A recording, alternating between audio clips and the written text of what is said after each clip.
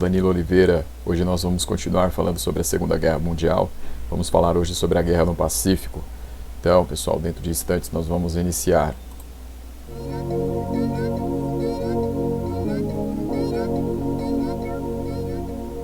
Na aula passada falei para você sobre a resistência soviética, e aí deixei ali já dito que ia falar hoje sobre os Estados Unidos, né? Como que eles entraram na guerra. Bom, pessoal, então, os Estados Unidos entraram na guerra devido a um ataque japonês que ia acontecer em Pearl Harbor. Então, isso foi em 1941, e aí vai dar início àquilo que nós chamamos de a Guerra do Pacífico. Também houve uma Guerra do Pacífico no século XIX, acontecido aqui na América do Sul, né, entre países ali da costa andina, né, só que isso foi outra guerra. Guerra do Pacífico aqui, no caso que eu vou falar para vocês, é a guerra que vai acontecer dentro da Segunda Guerra Mundial, que aí é no Oceano Pacífico, por isso que tem esse nome. Os adversários ali, o Japão e os Estados Unidos. Bom, pessoal, o Japão tinha um expansionismo na época, né, a sua adesão ao eixo, né, a aliança aí com a Itália e com a Alemanha. Então, o Japão ele tinha vários territórios aí em volta do seu território, e ele queria continuar essa expansão. Estamos vendo aí, pessoal, o mapa, né, depois vai ter lá o crédito de onde eu tirei esse mapa. Então, vocês podem ver, está ali a bandeira do Japão, está ali o território. Essas áreas em vermelho são todas as áreas ocupadas pelo Japão. Tá? Então, o Japão, pessoal, o que acontece contra a China, por exemplo, ele já tinha uma guerra desde 1937. Então, ele vai ocupar ali regiões da China, principalmente a Manchúria, ali a Coreia está ocupada.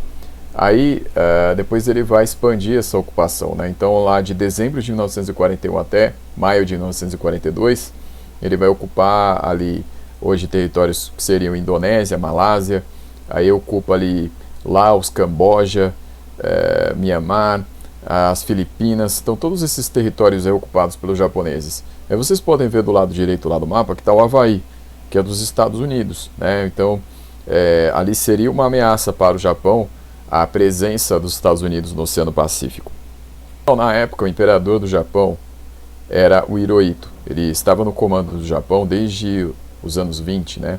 Desde o meio dos anos 20 aí, ele era o imperador. Ele vai ser imperador até 1989, né? Então ele vai viver bastante tempo.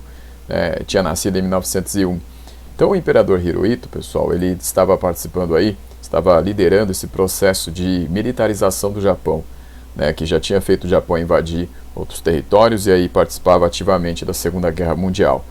O Hirohito então vai ser o comandante japonês.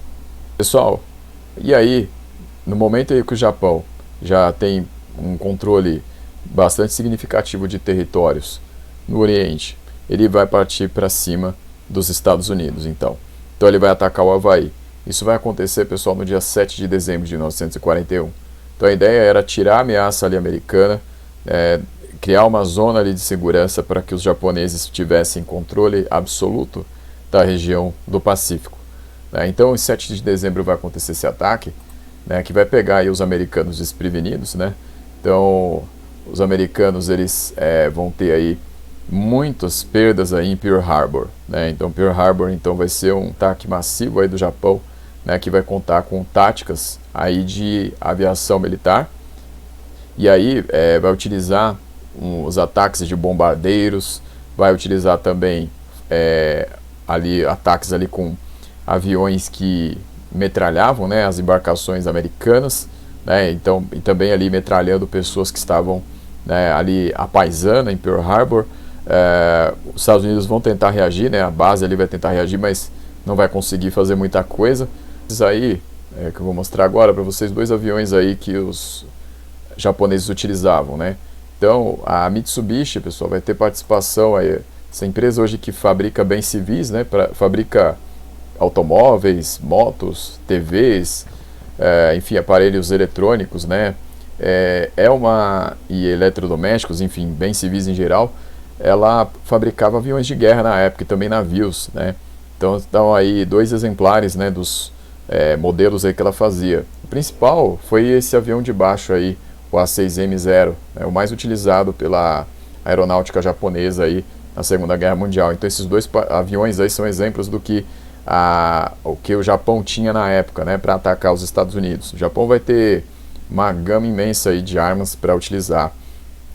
O que é mais lembrado aí sobre o Japão nesse ataque a Pearl Harbor são os pilotos, né, os kamikazes, né, que eram os pilotos utilizados aí, né, comandando esses aviões aí que vocês viram, né, que eram empregados em missões suicidas, né. Então a ordem era que para quando eles não tivessem mais combustível praticamente, ou tivesse acabado ali a munição, era para jogar mesmo o avião ali com os explosivos em cima dos navios americanos, né, ou nas próprias bases ali terrestres. Então, dessa forma, os kamikazes eles entraram para a história aí da guerra nessa época, né. Os Estados Unidos vão declarar guerra ao Japão no dia seguinte, tá? Em 8 de dezembro de 1941, né, então a comunidade americana ficou estarrecida com o ataque, né. Foi um verdadeiro choque ali, o moral dos americanos baixou muito, né? E aí eles vão declarar o ataque. Então tá aqui uma foto do Roosevelt, né, o presidente americano na época, assinando lá a declaração de guerra, né? Então foi mandado lá para o Congresso aprovou, né? O clamor de guerra veio à tona aí para que os americanos atacassem o Japão, né? Contra-atacassem. Então o Roosevelt aí, que era presidente dos Estados Unidos desde 1933, né? Então ele já tinha aí, estava à frente aí dos Estados Unidos já há alguns anos, que vai se tornar um dos presidentes mais importantes aí da história americana. Uma reação, né, então depois da declaração de guerra, o que vai acontecer é que o primeiro ataque assim realmente ao Japão que os Estados Unidos vão fazer, a primeira tentativa vai ser no dia 18 de abril de 1942, que vai ser conhecido como Ataque do Little, né, que leva ali o nome do comandante que acabou desenhando esse ataque.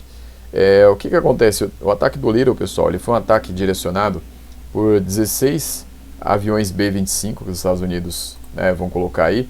Então eles vão partir aí no porta-aviões, né, então isso aí é uma foto da época.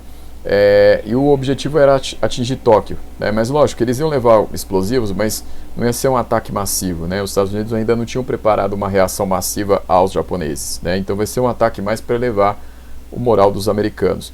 Vai acontecer que algumas pessoas aí que participam desse ataque, desses 16 aviões aí que estão indo atacar Tóquio e as imediações, alguns deles vão morrer, outros vão ser capturados, né? Outros vão conseguir fugir para a China, né? Vão conseguir fazer essa fuga para lá, né? Porque a China era aliada dos Estados Unidos, né? Aliada estava, porque ela estava contra o Japão, ela estava tendo seu território invadido pelos japoneses desde 1937. Então os japoneses eles vão iniciar uma caçada contra essas pessoas que atacaram o seu território e que conseguiram parar lá no território chinês. Estima-se ali que eles tenham matado mais de 20 mil chineses procurando esses americanos lá que foram se esconder no território, né, do aliado dos Estados Unidos, né? Então dessa forma aí, pessoal, foi um ataque mais para elevar o moral americano, né, que estava embaixo aí desde o ataque a Pearl Harbor. A primeira grande batalha mesmo entre japoneses e americanos vai se dar aí em maio de 1942, tá? Vai ser a Batalha de Coral. Então, onde é que fica isso? Então, o Mar de Coral, pessoal, tá aí, ó. É perto ali da Austrália, né? Perto da Papua Nova Guiné. Então, nessa região toda aí onde foi acontecida aí essa Batalha de Coral, né? Até hoje ali existem carcaças de aviões, de navios ali que afundaram nessa batalha. Então, aqui nós podemos ver fotos aí de dois porta-aviões americanos, né? O Lexington, e o Yorktown, tá? Então, na época vai ser comum o uso de porta-aviões, tanto pelos Estados Unidos quanto pelo Japão, tá? Então, a ideia aí era levar os aviões aí a partir desses navios para que pudesse se economizar combustível, né, e pudesse se direcionar melhor o ataque. Então, tanto os japoneses quanto os americanos tinham isso. E aí, pessoal, então, qual vai ser o destino desses dois navios aí? Então, esses dois navios eles vão acabar sendo bastante avariados. O Lexington vai acabar afundando, né? O Yorktown vai se pensar que ele afundou nessa batalha, né? Mas aí depois vão descobrir que não. O que vocês estão vendo aí na direita é o porta-aviões Shoho, que é o porta-aviões japonês que vai ser afundado nessa batalha. Isso daí vai baixar um pouco o moral dos japoneses. Só que os japoneses eles não vão perder essa batalha de Coral, tá? Então vai ser uma batalha aí bastante equilibrada, mas os japoneses vão acabar levando vantagem nessa batalha. Só que tanto americanos quanto japoneses vão engrandecer demais aí ambos os lados, né? Então Roosevelt vai dizer que venceu, os japoneses vão aumentar ali a sua vitória, né? Mas na verdade o Japão venceu, mas não com tanta folga assim, não com tanta vantagem em relação aos americanos. Mas aí vem a Batalha de Midway, de 4 a 7 de junho de 1942, que vai ser muito decisiva. Tá? Então a Batalha de Midway, pessoal, acontecida aí, vocês estão vendo o mapa, próximo aí relativamente ao Havaí, né? Então os japoneses eles vão atacar essa região aí porque fazia parte do plano deles de tentar retirar a influência completa dos Estados Unidos dali, né? Então, como já tinha acontecido a Batalha de Coral, como os americanos já tinham se animado lá com o ataque do Little antes, agora os japoneses querem tirar os americanos de vez da área, né? Expulsar os americanos dali, antes que eles se elevem muito, né? E no seu moral.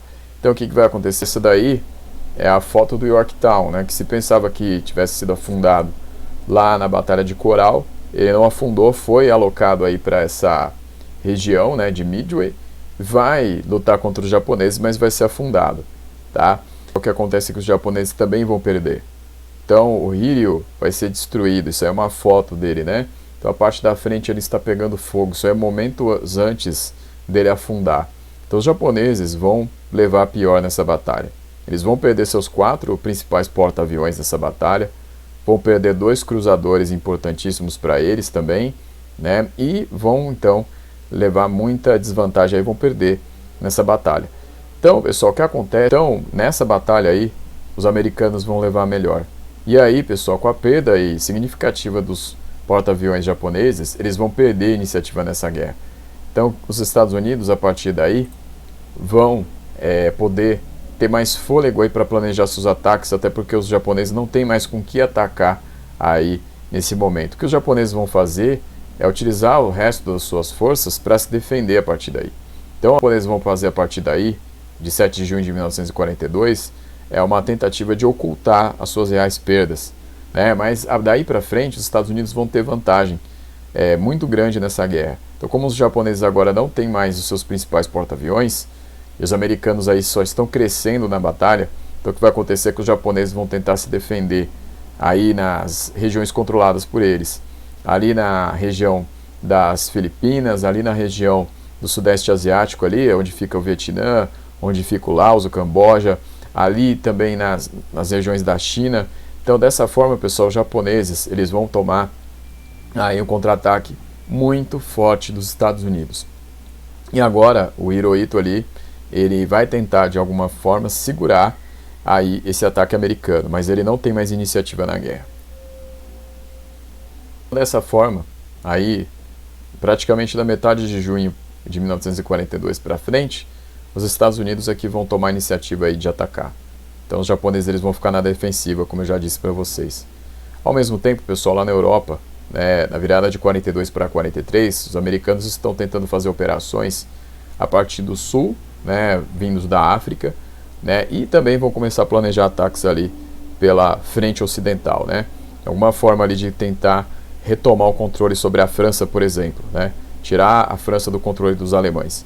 Então, pessoal, como é que os japoneses vão lidar aí com esse ataque americano crescendo perto do seu território, e como é que a Alemanha vai lidar com os Estados Unidos aí quando os americanos começarem a aumentar seus ataques? Bom, pessoal, isso daí a gente vai ver na aula que vem. Então, por enquanto é isso daqui. Até a próxima.